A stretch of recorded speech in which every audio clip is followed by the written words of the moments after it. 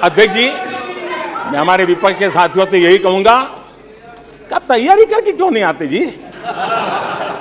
थोड़ी मेहनत कीजिए। और मैंने 5 साल दिया आपको मेहनत करने के लिए। 18 में कहा था कि 23 में आप आना, जरूर आना। 5 साल भी नहीं कर पाए आप लोग। क्या हाल है आप लोगों का, क्या दारिद्र्य है। HAL खत्म हो गया है। भारत की डिफेंस इंडस्ट्री खत्म हो चुकी है। ऐसा न जाने क्या क्या कहा गया था HAL के लिए। इतना ही नहीं, जैसे आजकल खेतों में जाकर के वीडियो शूट होता है, मालूम है ना? हाँ? खेतों में जाकर के वीडियो शूट होता है हाँ। वैसा ही उस समय HAL फैक्ट्री के दरवाजे पर मजदूरों की सभा करके वीडियो शूट करवाया गया था और वहां के कामगारों को भड़काया गया था। अब तुम्हारा कोई भविष्य नहीं है, तुम्हारे बच्चे मरेंगे, भूखे मरेंगे, HAL डूब रहा है। देश की इतनी महत्वपूर्ण इंस्टीट्यूट को इतना बुरा चाहा, इतना बुरा चाहा, इतना बुरा कहा कि वो सीक्रेट आज HAL सफलता की नई बुलंदियों को छू रहा है। HAL ने अपना highest ever highest revenue register किया है। इनके जी भर करके गंभीर आरोप के बावजूद भी वहां के कामदारों को, वहां के कर्मचारियों को उकसाने की भरपूर कोशिश के बावजूद भी आज HAL देश की आन बान शान बन के उठ रहा है। आदरणीय अध्यक्ष जी, जिसका बुरा चाहते हैं वो कैसे आगे बढ़ता है, मैं तीसरा उदाहरण देता हूं। आप जानते हैं LIC के लिए क्या क्या कहा गया था? LIC बर्बाद हो गई, गरीबों के पैसे डूब रहे हैं, गरीब कहां जाएगा, बेचारे ने बड़ी मेहनत से LIC में पैसा डाला है। क्या कहें, जितनी उनकी कल्पना शक्ति थी, जितने उनके दरबारियों ने कागज पकड़ा दिए थे, सारे बोल लेते थे, वो सारे बोल लेते थे। लेकिन आज LIC लगातार मजबूत हो रही है। शेयर मार्केट में रुचि रखने वाले को भी ये गुरु मंत्र है कि जो सरकारी कंपनियों के लोग गाली देना, आप उसमें दांव लगा दीजिए साहब, अच्छा ही होने वाला है।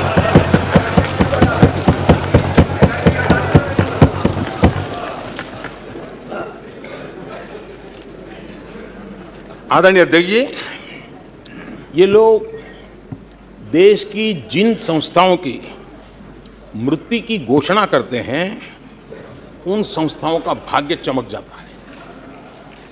और मुझे विश्वास है कि ये जैसे देश को कोसते हैं, लोकतंत्र को कोसते हैं, मेरा पक्का विश्वास है देश भी मजबूत होने वाला है, लोकतंत्र भी मजबूत होने वाला है, और हम तो होने ही वाले हैं।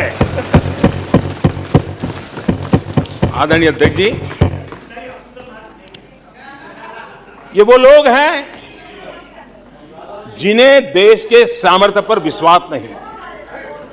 इन लोगों को देश के परिश्रम पर विश्वास नहीं है, देश के पराक्रम पर विश्वास नहीं है। कुछ दिन पहले मैंने कहा था कि हमारी सरकार के अगले टर्म में, तीसरे टर्म में, भारत दुनिया की तीसरी टॉप अर्थव्यवस्था बनेगा।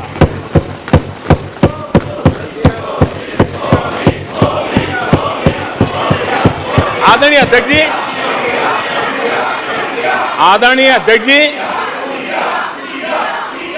अब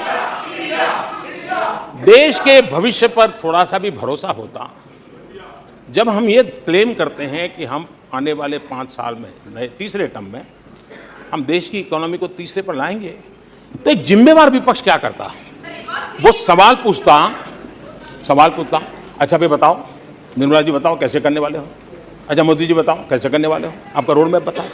ऐसा करते। अब ये भी मुझे सिखाना पड़ रहा है। लेकिन या वो कुछ सुझाव दे सकते थे, ये कुछ सुझाव दे सकते थे, या फिर कहते हम चुनाव में जनता के बीच जाकर के बताएंगे कि ये तीसरे की बात करते हैं, हम तो एक नंबर पे लेके आएंगे और ऐसे ऐसे लेके कुछ तो करते यार। लेकिन हमारे विपक्ष की त्रासदी ये है, और उनके राजनीतिक विमर्श पर गौर कीजिए। कांग्रेस के लोग क्या कह रहे हैं, अब देखिए कितना कल्पना दारिद्र्य है। इतने सालों तक सत्ता में रहने के बाद भी क्या अनुभवताहीन बातें सुनने को मिल रही है जी। क्या कहते हैं ये कहते हैं इस लक्ष्य तक पहुंचने कुछ करने की जरूरत नहीं, ऐसे ही होने वाला है तीसरे नंबर पर। बताओ, मुझे लगता है कि इसी सोच के कारण वो सोते रहे इतने सालों तक, तो अपने आप होने वाला है। वो कहते हैं बिना कुछ किए तीसरे पहुंच जाएंगे। और कांग्रेस की माने अगर सब कुछ अपने आप ही हो जाने वाला है, इसका मतलब है कांग्रेस के पास न नीति है, न नियत है, न विजन है, न वैश्विक अर्थव्यवस्था की समझ है, और न ही भारत के अर्थ जगत के ताकत का पता है। और इसलिए सोए सोए सब हो जाएगा। यही एक आदरणीय अध्यक्ष जी,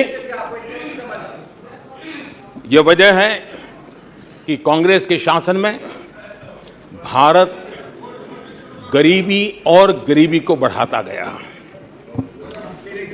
1991 में देश कंगाल होने की स्थिति में था।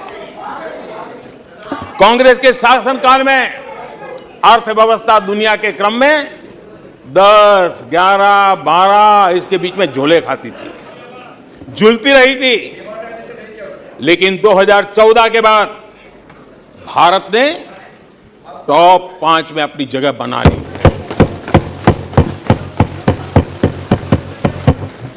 कांग्रेस के लोगों को लगता होगा कि ये कोई जादू से लकड़ी से हुआ है, लेकिन मैं आज सदन को बताना चाहता हूं माननीय अध्यक्ष, रिफॉर्म, परफॉर्म एंड ट्रांसफॉर्म एक निश्चित आयोजन, प्लानिंग और कठोर परिश्रम की पराकाष्ठा, और इसी की वजह से आज देश इस मुकाम पर पहुंचा है। और ये प्लानिंग और परिश्रम की निरंतरता बनी रहेगी। आवश्यकता अनुसार उसमें नए रिफॉर्म होंगे और परफॉर्मेंस के लिए पूरी तरह ताकत को लगाया जाएगा, और परिणाम ये होगी कि हम तीसरे नंबर पर पहुंच के रहेंगे। आदरणीय अध्यक्ष जी,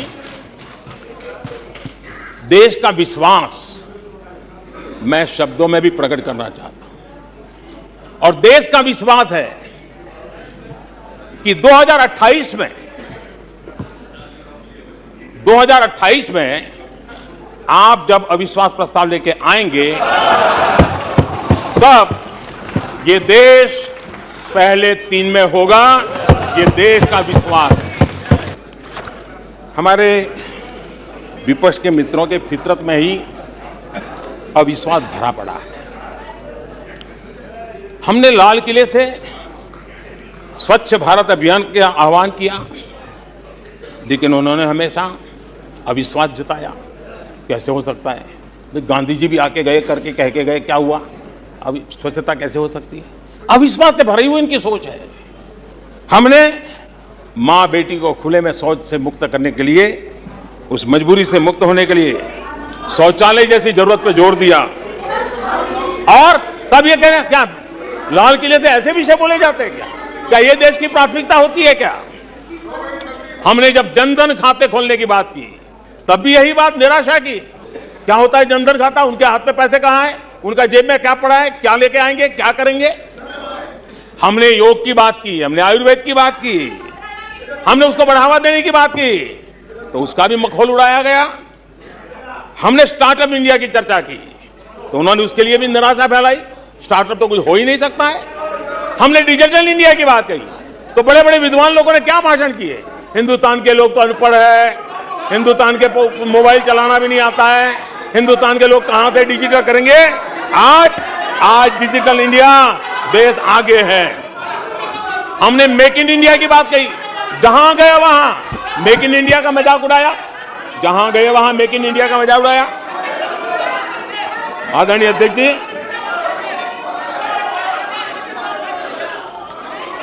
कांग्रेस पार्टी और उनके दोस्तों का इतिहास रहा है कि उन्हें भारत पर, भारत के सामर्थ्य पर कभी भी भरोसा नहीं रहा है। भाषण पूरा नहीं हुआ, आदरणीय अध्यक्ष जी, और ये विश्वास किस पर करते थे?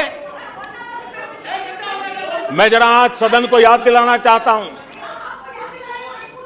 पाकिस्तान सीमा पर हमले करता था, हमारे यहां आए दिन आतंकवादी भेजा जाता था और उसके बाद पाकिस्तान हाथ ऊपर करके मुकर जाता था, भाग जाता था, बोले हमारी तो कोई जिम्मेवारी नहीं है, कोई जिम्मा लेने को तैयार नहीं होता था। और इनका पाकिस्तान से ऐसा प्रेम था कि वो तुरंत पाकिस्तान की बातों पर विश्वास कर लेते थे। पाकिस्तान कहता था कि आतंकी हमले होते रहेंगे और बातचीत भी होती रहेगी। इन्हें यहां तक कहते हुए पाकिस्तान कह रहा है तो सही कहता होगा, ये इनकी सोच रही है।